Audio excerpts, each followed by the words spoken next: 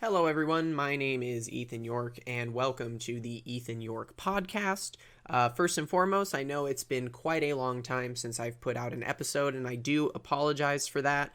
But I've got a topic here that I'm pretty passionate about, that I often don't speak about because it's relatively controversial.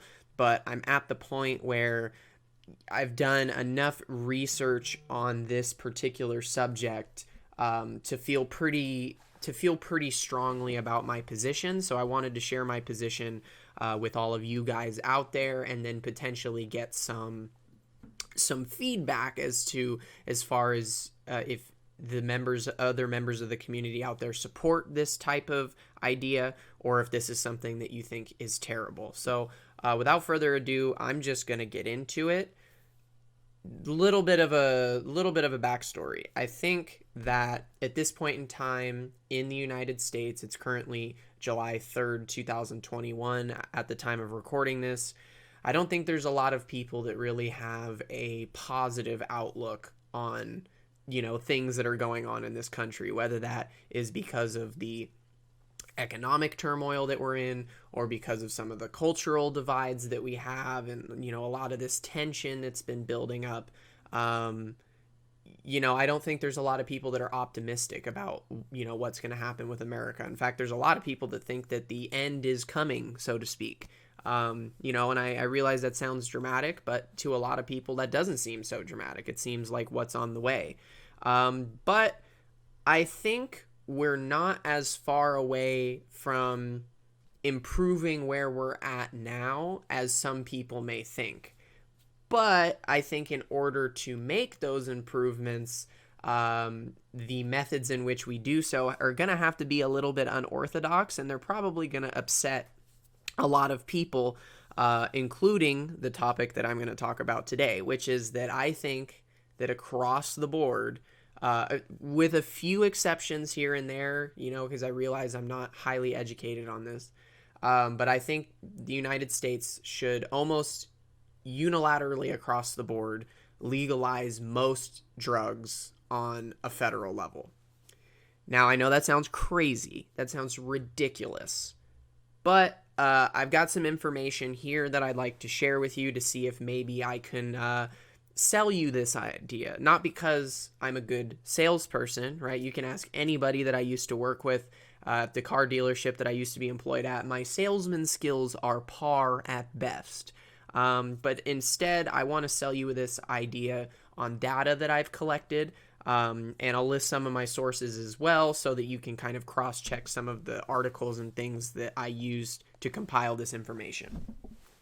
So let's talk about money. Right? That's really where this idea kind of stemmed from for me. I started thinking, man, I'm seeing all these articles and these news stories popping up about, the tax revenue that legal marijuana brings in. And it's kind of just a curiosity, and it spiraled from there. So I've got some numbers to share with you. Across the 11 states in the United States that have legalized marijuana, just in 2020, they have together generated $2 billion of tax revenue. Okay, so that's across the 11 states that it's currently legalized. Let me open up my notes here so I can see the source that I got this information. But slowly moving forward here, I made the estimate based on how many states are in the U.S. that if weed was legal on a federal level, across all states, that the estimated tax revenue would be about $9 billion, right? It's $2 billion for 11. So if you're talking about 50 or 51, or I don't know, the stuff with Puerto Rico and territories as opposed to states is really confusing to me. But if you legalize it across the board, I estimated that if it's $2 billion for 11, for 50, it would be somewhere in the neighborhood of $9 billion. That came from a website called fool.com, fool.com/gmp/research/marijuana-tax-revenue-by-state/. That's the website that I got that information from, and the estimate I made on my own. So this got me thinking, if we legalized other substances, right? Because, I mean, you clearly see there's, the difference between 9 billion and 2 billion is $7 billion. The US government is essentially just leaving $7 billion of tax revenue just sitting there. You know what I mean? Like, they can grab it whenever they want. But for whatever reasons, there's still some people that have some stigmas about marijuana, and their own personal feelings kind of cloud their judgment a little bit, I think. So they're like, we don't want $7 billion because we don't want weed to be legal on a federal level. Okay, whatever. So that got me thinking, what if we legalize some other substances? What kind of impact could that have on us in terms of the amount of taxes that come in, right? Because the U.S. government seems to propose legislation all the time that basically forces you to pay more taxes, right? Like your property taxes where you go up, or maybe gas tax goes up, or sales tax, whatever it may be, right? Like, you don't really have a choice. But the interesting thing about drugs and taxing drugs, with a specific drug tax, is that the only people that would be paying more taxes are people that are voluntarily willing to do so because they want to purchase a product. You know what I mean? You're not forcing everyday people to pay additional tax to bring in this, additional revenue. It's, if people decide that this is what they want to do, they're going to pay a little bit extra for it, and that money is going to go towards, hopefully, the good of the country. That's what taxes are supposed to do, right? So let's say they legalized, my stomach just growled, I really apologize if you hear that. Let's say they legalized 5 additional substances on a federal level. So just to name a few, cocaine, mushrooms, ecstasy/MDMA, heroin, and LSD. Those are just 5 that I picked that I feel like, honestly, I'm not going to get too deep into it, but I feel like they should be legal already at this point. I'll get into that a little later. But let's say these 5 additional substances are legalized on a federal level. Well, if each of them brings in 10% of the revenue that marijuana hypothetically would across all 50 states, right? Again, this is all based off of estimates that stem from the original $2 billion across 11 states number. If these drugs generated 10% of weed's revenue each, you'd be looking at an additional $4.5 billion in tax revenue per year. If you add the $9 billion that, again, we estimated from countrywide legalization of marijuana, you're looking at a total of $13.5 billion of additional tax revenue. Again, not coming from, every individual American. This isn't a tax that you're forcing upon anybody. This is a tax that you're putting upon people that are choosing to participate in an activity that you may or may not agree with. 20% of weed's revenue, you're looking at $9 billion across the 5 additional substances, $18 billion if you include our weed estimate. If you jump to 30%, you're looking at $13.5 billion of tax revenue just across the 5 additional substances. Adding in our weed estimate, you're looking at $22.5 billion. 40%, this is the last one, I promise, you're looking at $18 billion across the 5 additional substances. Again, this is per year. With adding our weed estimate, you're looking at $27 billion of additional tax revenue. That's just 5 additional substances. You know how many substances are on the illegal list in the United States? It's a hell of a lot more than 5. But again, I understand that this is something that you're probably going to have to ease people into because they don't have as much background information on this stuff. So I get that. You probably couldn't just go gung-ho right off the bat. Maybe they start with 3, maybe they start with 5. But either way, whatever they start with, there's clearly money to be made that can be used to the benefit of our country. And I'm getting to that. The next thing I want to factor in is the annual war on drugs. That's a very real thing. If you've ever watched the news in America in your entire life, you have heard the term war on drugs. So I decided to do some digging. I'm like, well, if drugs become legalized, then obviously we wouldn't have to spend as much money enforcing the people that are doing them and incarcerating them and having all these special drug task force designed to take down these criminal syndicates, right? But I wanted to know, how much do we spend on that? And I wanted to add that in to the potential revenue that legalizing 5 substances would have. So I looked it up. This is from a website called Statista/statistics, and then there's a bunch of numbers. Just look up total federal drug control spending in U.S. along with Statista. You should find the same article. It's estimated that the United States of America spends $36.8 billion of taxpayer money per year on the war on drugs. That is crazy to me, right? I've got my own opinions about this stuff, so it's almost offensive how much money that is for something that I think is so unnecessary. But nevertheless, let's just look at this objectively. Let's just add the data. If you take the amount that we're spending on the annual war on drugs, which is $36.8 billion, and you add our 10% weed plus 5 additional substances legal tax revenue, if you add that amount to the amount that we would quote unquote be saving if we just ended the war on drugs, you're looking at $50.3 billion if those 5 substances do 10% of weed's tax revenue. If you move up to 20%, it's $54.8 billion. You move up to 30%, it's $59.3 billion. And if you move up to our the last percentage that I factored, which is 40%, you're looking at $63.8 billion a year. You know, again, not all of that is additional tax revenue, right? Because $36.8 billion of revenue is being spent on the war on drugs. So this would be an amount of money that we would be saving, an amount of money that we could allocate to something else, for example. And that's something I want to put in perspective for you guys. So five currently illegal substances generating 40% on average of the amount of money that weed would bring in if it was legal across the board. Adding in the amount of money that we would save not fighting the war on drugs, like I said, $63.8 billion. Would you like to know what the estimate is for what it would cost for us to have free college education for everyone in this country? It's $79 billion a year.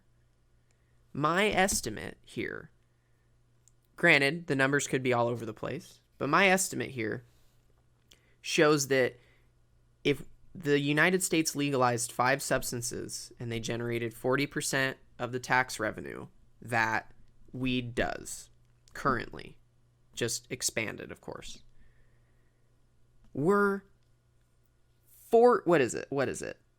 We're $16 billion away from free education, from free college education. And we're not talking, like I said before, we're not talking a mandatory tax. We're not talking taxing wealthy people and quote unquote punishing them for making too much money. We're not talking about any of that. We're talking about taxing something that you know, I know, everybody knows that you will never stop people from doing. You will never stop people from doing drugs. If there is a will, there is a way, and there will always be a will. Always. You can't just teach a desire out of somebody. And if you try, most of the time, it ends up expediting the process of them doing that thing that you don't want to do. So what are we doing here?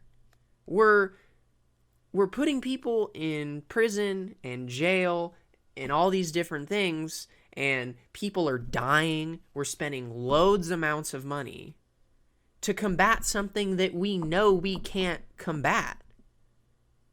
Like, that doesn't make any sense to me. Furthermore, not only are we fighting a battle that we cannot win, it is impossible. You will never stop people from doing drugs. We're leaving, potentially, just with 5 substances, almost $65 billion a year just on the table. Just on the table. For really no good reason. Now, you may be saying to yourself, okay, well, Ethan, you can't just legalize all drugs across the board. Like, drugs are dangerous. Drugs are hurt people. They ruin people's lives. Okay, I see that. I do. But let me ask you something. if I'm a normal guy, right? Like, let's go back 10 years ago, back when weed was still a bit taboo, maybe 15 years ago, whatever.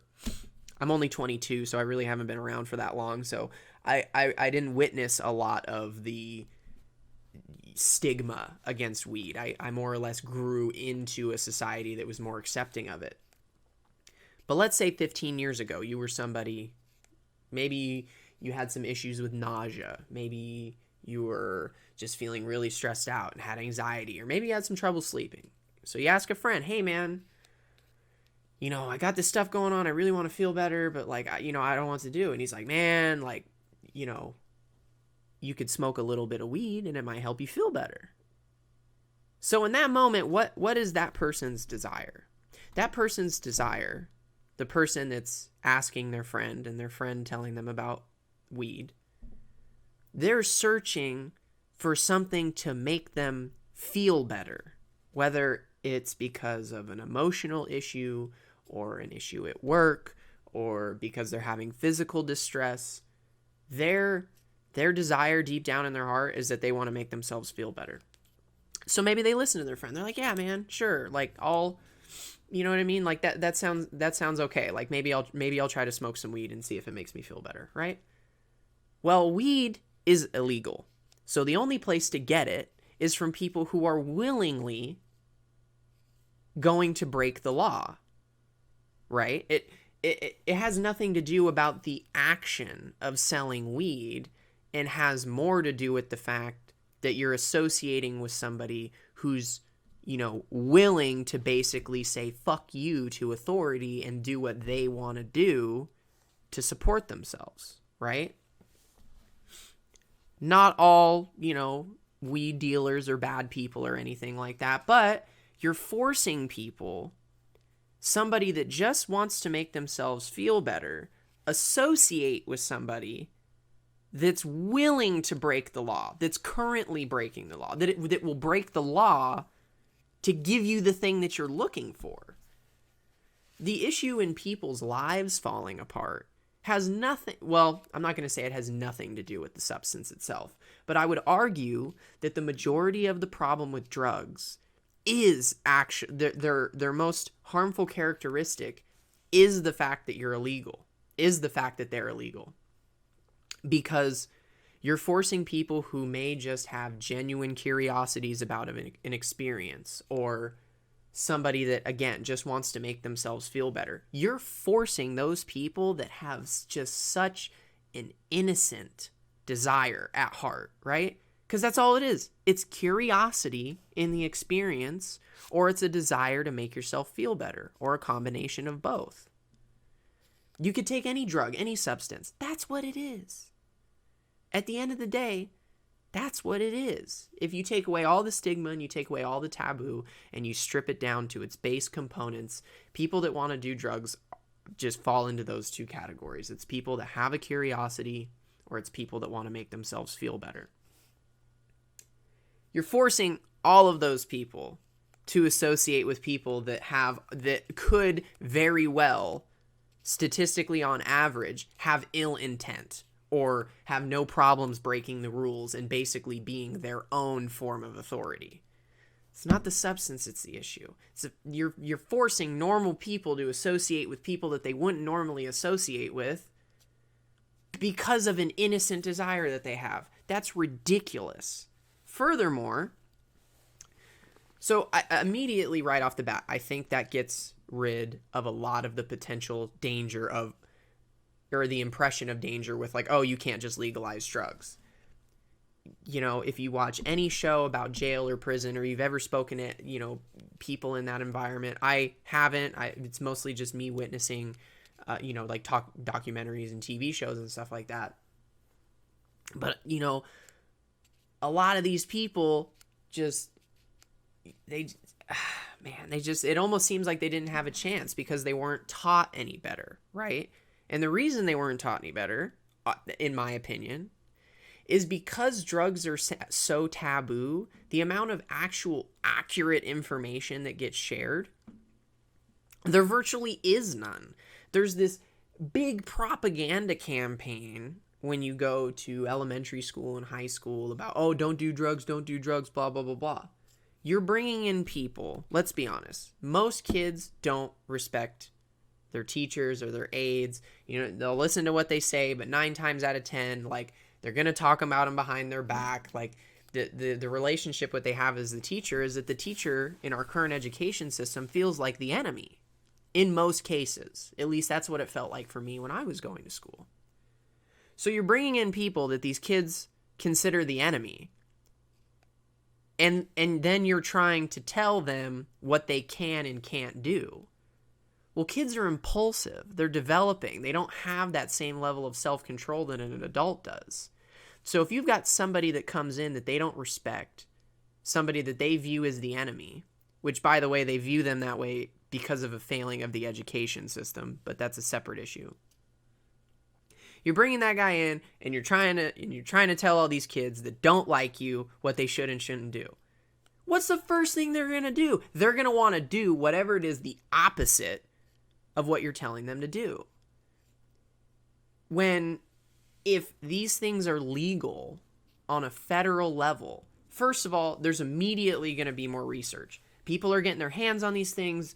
They're doing trials, whether it's scientifically or it's just, individuals who are participating in this thing or in this, taking this drug are experiencing things and relaying their experiences to the world. And overall, that benefits everybody because there's more information. And if there's more information, the better that we can start to, construct proper instruction and proper guidelines on how people should be using this stuff if they choose to use this stuff. But that's not the way that it is. It's illegal, it's taboo, it's bad for you, you're going to go to jail if you do drugs, blah, blah, blah, blah. Why don't you just tell kids how it is? Listen, weed's pretty cool. It makes you feel good. But guess what? You're still developing.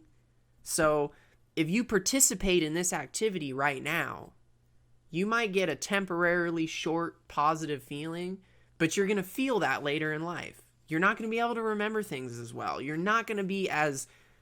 You're going to be... And this is just... I'm not trying to spew, anti-weed propaganda, but there are documented effects of what happens to people that are too young that smoke marijuana. And that doesn't make marijuana bad, and that doesn't mean that you have to lie to kids to tell them it's the devil to try to get them not to do it. Because you guys have been telling kids that drugs are the devil for how long now, and how many people are still doing drugs? You can't win. So the best thing that you can do, in my opinion, is arm them with proper, accurate information. And not only that, this is my last point about legalizing the drugs in terms of its safety. Dude, go to a pharmacy and pick up anything that's in there. They've got nutrition facts, or supplement facts rather. They've got dosage information. They've got proper instructions on how to take said thing. They've got disclaimers telling you what not to mix that medication with in terms of other medication or other substances. We have all of that on what's legal. What do you get when you go buy, let's say you go buy a bag of mushrooms from somebody? What do you get? You get a Ziploc bag with mushrooms in it and a dude that tells you, good luck, have fun. If these drugs were legalized on a federal level and were available to purchase, maybe not in everyday stores, that's not what I'm saying, but marijuanas have dispensaries. There's no reason why there couldn't be dispensaries containing other illicit substances, so to speak. You know what I mean? But give people that opportunity to go and, oh shoot, there's instructions. This guy is is a legally employed person to be here, and their job is to help me get the information that I need to make sure that I have a good experience with this thing that I'm interested in trying. For those of you who have been inside marijuana dispensaries, the people in there are some of the most helpful people that you'll meet. They'll tell you, hey man, like, what are you in here for? Like, what kind of effect are you really trying to get? Like, are you trying to solve any medical or health problems? Or are you just trying to have a good time? Like, they are there to point you towards whatever's going to fit you best. And in this current structure that we have for all these other substances, you get none of that safety. You get none of that information. You're not able, as a drug user, to take precautions because you don't even know what the precautions are.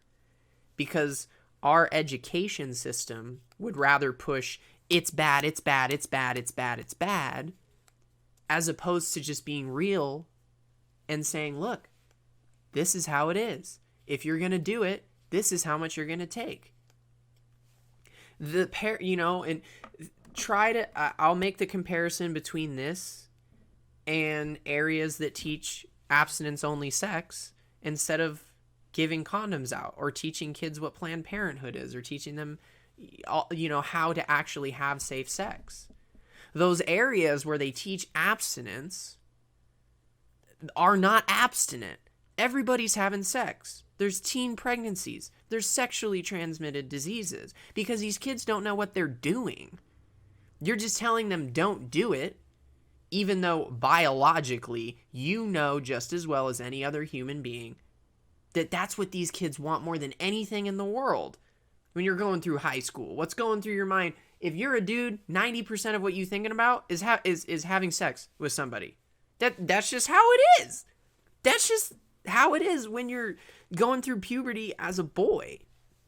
So if you go in there as a 250-pound, 55-year-old principal trying to talk to a bunch of 16, 17-year-old kids, you're looking like somebody to them that's probably never had sex a day in your life. That's their interpretation of you. That's how kids think. They're looking at you and they're like, man, what's this person doing up standing here with their shirt tucked in, with their dumb haircut, being super old, telling me that I shouldn't have sex? Fuck them. That's how it is. That's how kids behave. And then they go and they have sex and they don't take precautions and bad shit happens. Versus the areas where they're like, hey, here's what birth control is. Here's where you can get condoms. Explaining the difference between like what a morning after pill is and, because there's a lot of misconceptions between like the morning after pill and like a full blown abortion. Like people just don't know. People don't know anything. You know what I mean? And if you do a better job, those who are better educated on the real risks and the real benefits, those are the people that are better equipped to make good choices. Not the kids that are getting shoved, slander and propaganda down their throat in regards to how bad this stuff is. And it's just ridiculous to me. Obviously, this is a bit of a passionate subject for me because I just, like I said, I think it's ridiculous. I understand that there are safety risks. I get that.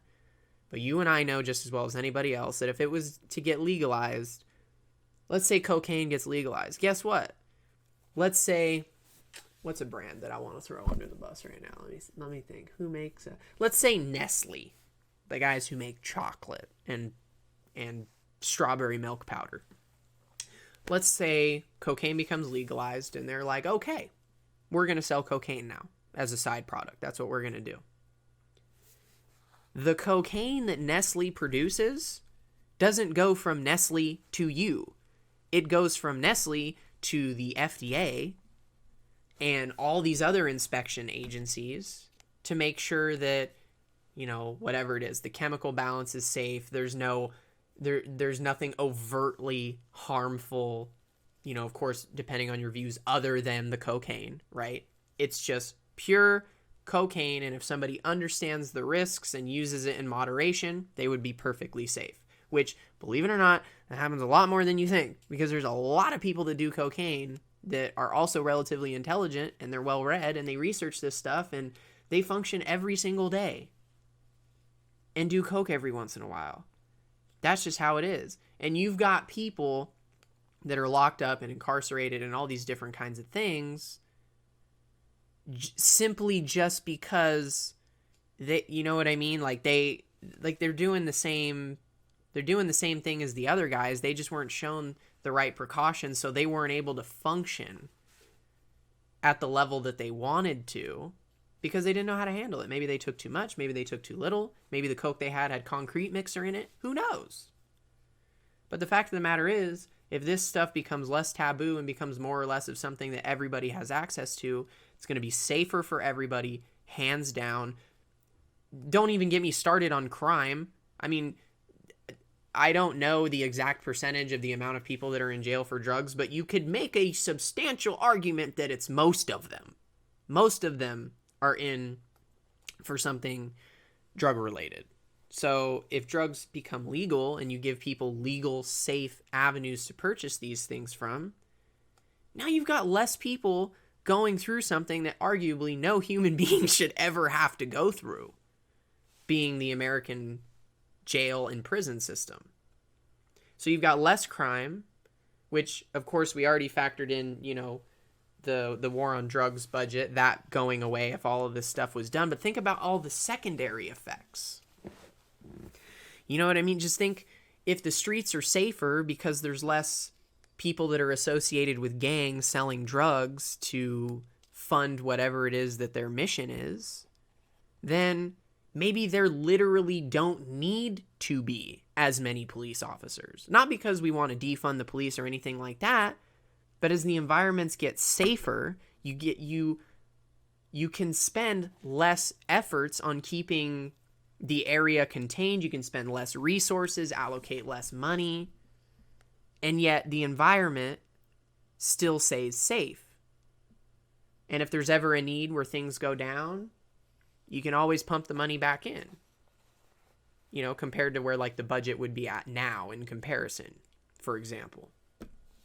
So I hope you guys understood the points that I was trying to make, and I hope that I didn't become too emotionally involved in conveying this information to you, that it came off bias or anything like that. But I would love to hear what you guys think, in the comments section, or, you can always reach me on Instagram or Twitter or anything like that.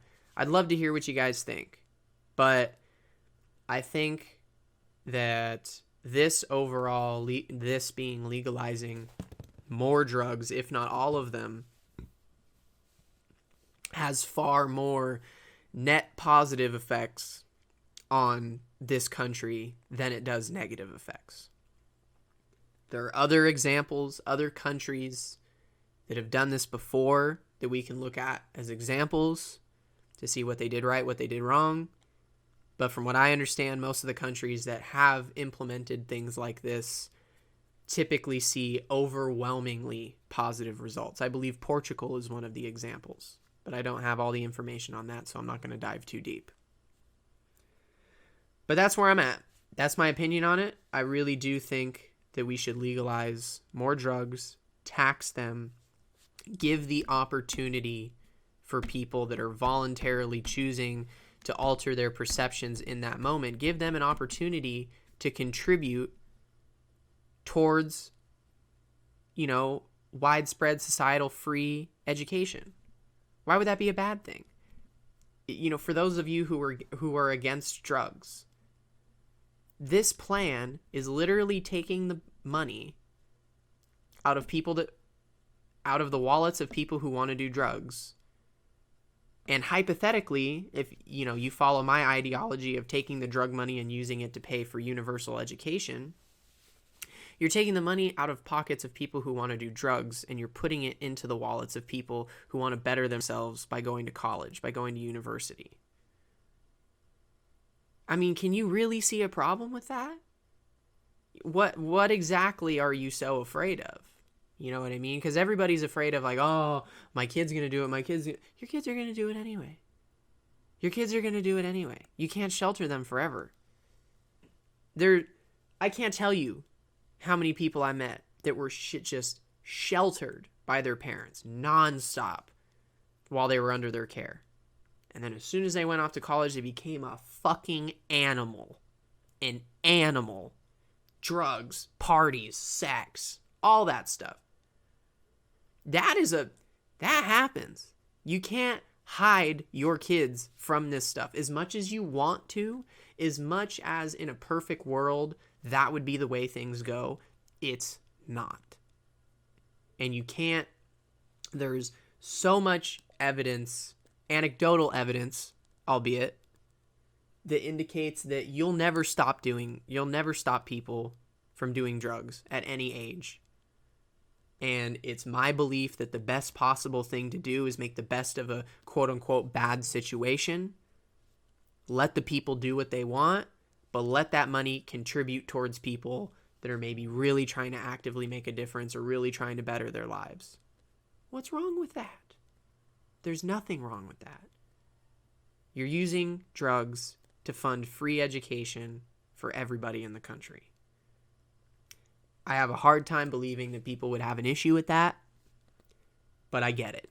I completely do. So this podcast has been a little bit short. It's only 35 minutes. I was thinking about adding another topic into this video because I'm also very interested in doing a deep dive on universal basic income, because I think there's a lot of politicians out there that are pro UBI that seem to not, in the way that I see it, they don't seem to be pro UBI for the right reasons, or the structure of their plan isn't great. But that's another topic for a different day that I think. So I'm just going to go ahead and cut this podcast to 35 minutes. I hope you guys enjoyed this. I really do. If you did like it, like I said, you can like it or comment on YouTube, or reach out to me on Instagram or Twitter at Yorkeem, YORKEEEM. Thank you guys so much for listening, and I will see you guys some other time.